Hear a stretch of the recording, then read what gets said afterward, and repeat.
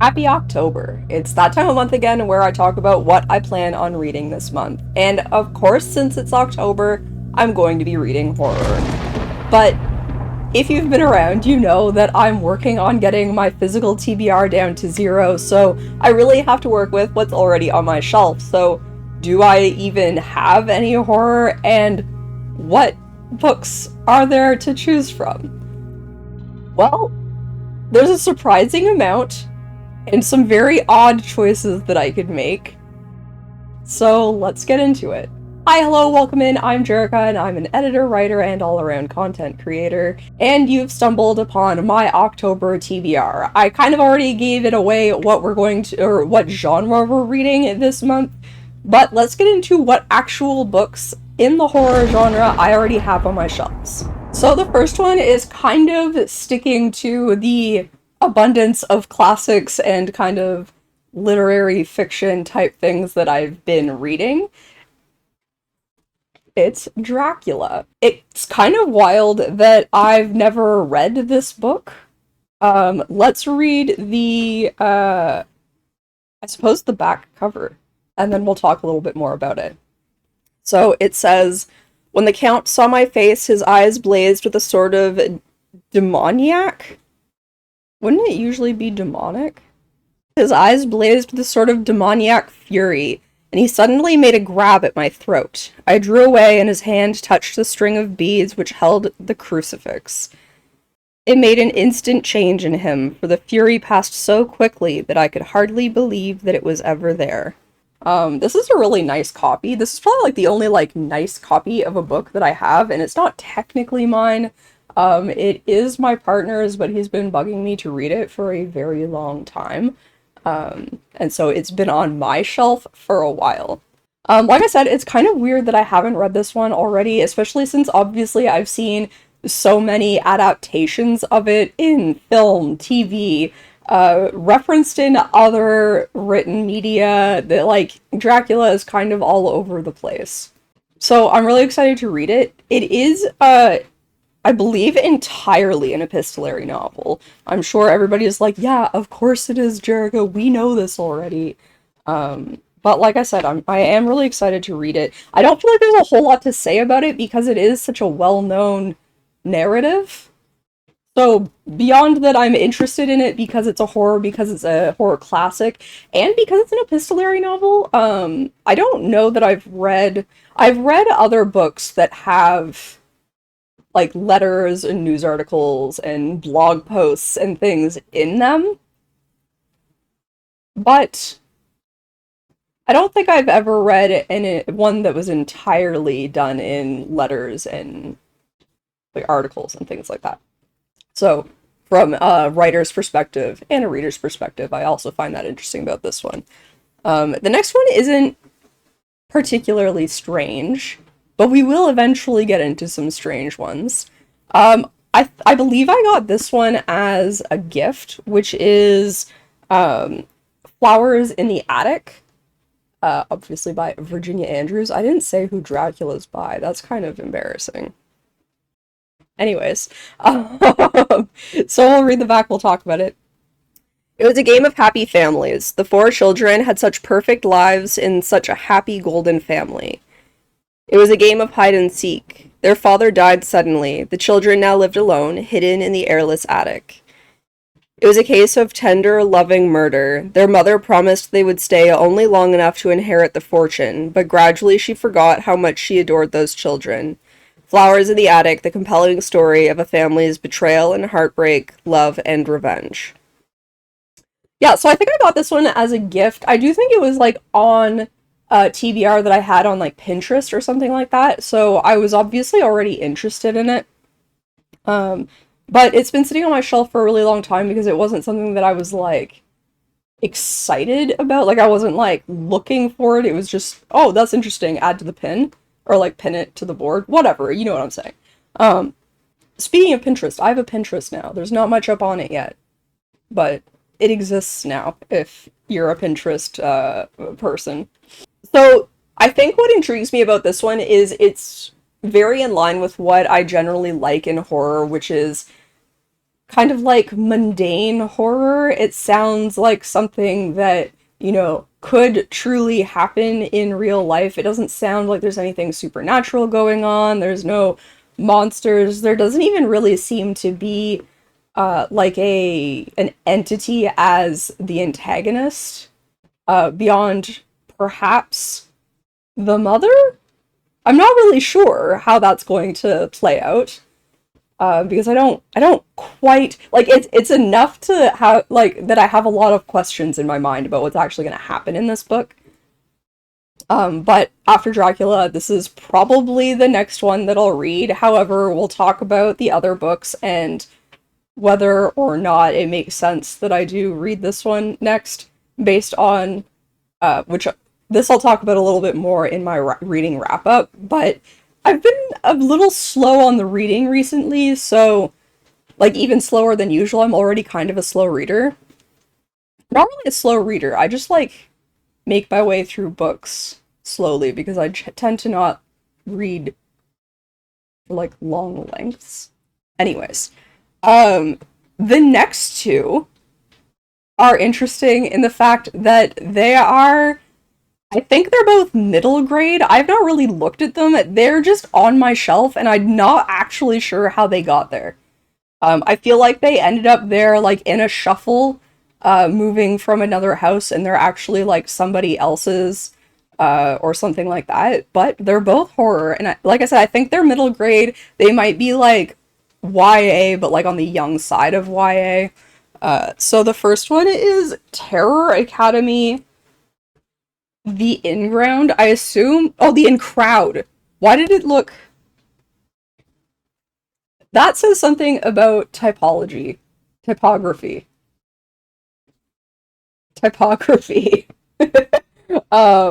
that I thought that said The In-Ground and not The In-Crowd. It's very obvious to me in the camera for some reason. Maybe because I wasn't looking at it straight on. Anyways, we'll read the back and then we'll talk about it. Welcome to Central Academy. It's like any other high school on the outside, but inside fear stalks the halls and terror is in a class by itself. The In Crowd. Nerds, losers, weirdos, dweebs. That's what the kids from Operation Outreach seem like to Central's most popular crowd. They're the dysfunctional students who've come to Central for an education, and they're learning fast that being different has a high price. For someone is brutally killing the misfits. Now it's up to Sandy Freeman, editor of the school paper, to find where peer pressure ends and murder begins. So I've never read a Terror Academy book. I also did The Thing again. It's by Nicholas Pine. Terror Academy, The In Crowd by Nicholas Pine. I know that I owned Goosebumps books as a kid. I don't really remember actually reading them. That doesn't mean that I didn't. I just don't remember reading them. Oh, it is YA. If I would just look at the spine. I wonder if the other one says it on it. Not immediately. It does take place in high school, so that kind of makes sense. So, as a fellow misfit, I think that this will be a really good book. I haven't read anything. Well, I guess because it's not middle grade, this no longer goes. Because I was going to say I haven't read anything for a particularly young audience since I was the young audience. YA is a little bit different. I've definitely read YA as an adult, I think.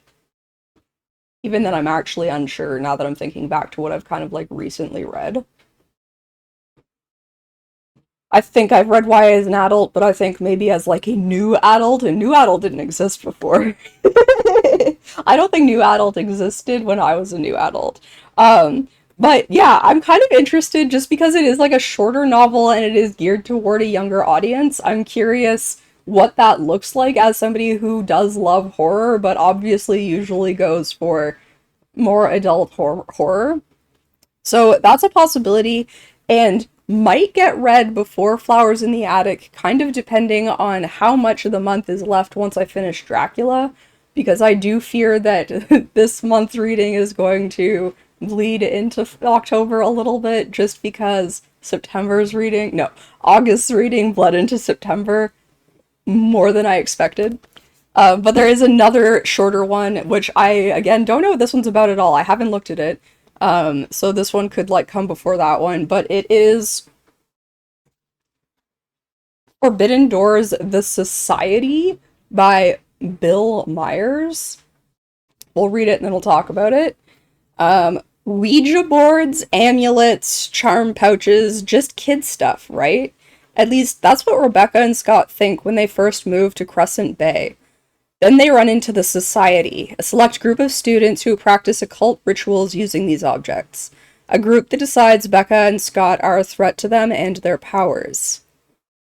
Soon the brother and sister discover the hidden power behind the games, and the dangerous consequences for those standing in its way.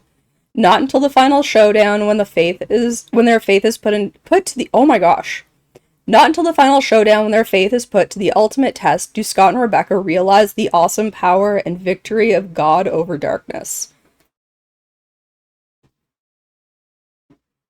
I have some weird feelings about this one. And the first weird feeling doesn't bother me so much because it's kind of tropey. And the second one, also tropey, but maybe not up my alley. So, the first one is talking about Ouija boards. It's the first thing they say. And because I just happen to have a little extra knowledge in the occult. Firstly, Ouija boards are like Hasbro brand. And the generic name for them is a spirit board. Secondly, they're not inherently dangerous. And, yeah, that's kind of all I have to say about Ouija boards. And, like, I don't mind them as a trope. I think they're a fun thing to play around with, and I would love to see somebody do them, like, a little bit differently, where, like, they're dangerous, but they're dangerous more in the way that, like, the occult, like, current practitioners of witchcraft and things like that kind of look at spirit boards as. The thing that kind of throws me off that may just go ahead and get this off of my shelf is the idea that God comes through the darkness. I don't really have a problem with God or Christianity, or rather, I don't have a problem with individual Christians. But I myself am not religious. I'm more of a spiritual person. And the idea that God conquers all isn't really something I'm interested in reading in. Still a little curious how it plays out, but this definitely pushes it lower on the list for me for this month. Uh, I think what I do like about that, is that it's a brother-sister duo, and I kind of love sibling, books. I feel like I've not read very many. There's one that I can think of off the top of my head, which is currently my book of the year. It didn't like come out this year. It's just my book of the year that I read this year, which is Feed. I think they did a really good sibling relationship as the focus, rather than a romantic one, which I think is really good. And I think it's particularly good in this one's also YA. It sounds like it's high school based. The last one is the most strange. And it's strange for a few reasons. And it's Gremlins. Now, I think I'm gonna put this one at the bottom of the list because it's also technically a Christmas book, so I think it would also be fun to read it in December. And I really highly doubt that I'm gonna get through all of these books. You guys know that I usually only put 2 books on my list that I think I will actually finish. But we'll read the back. There were 3 warnings. Do not expose them to light. Do not get them wet. Above all, no matter how they cry, no matter how much they beg, never, never feed them after midnight. He ignored the warnings. So, this is one of those strange, the book was made from the movie rather than the movie was made from the book, which I was expecting to talk about this again in like the next TBR, but we just talked about with The Road, how I want to do a series where I read a book and watch watch the movie and then talk about the differences and the similarities and things like that, because I think that's really fun. But I wanted to try to do those with the ones where I haven't read or seen the book yet. So, like, The Road didn't really work because I've read and seen. This also doesn't work because I've seen the movie, but I'm very curious how you go from movie to book rather than book for movie. I do love Gremlins. Uh, so if I don't read this month, which I do think it's unlikely that I'll get there, unfortunately, because I just don't read. Like, I have a lot of things that I do, so my time spent reading isn't as large as some other people, I think. What was I saying? Oh, but I think I'll add this to my December list if I don't get through it.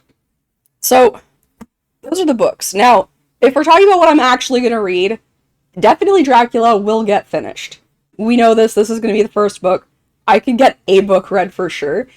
My fear is that because my August reading bled over to, I think, the 14th of September, um, I'm hoping to get 2 more books read, which means it will likely bleed over a little bit more into October.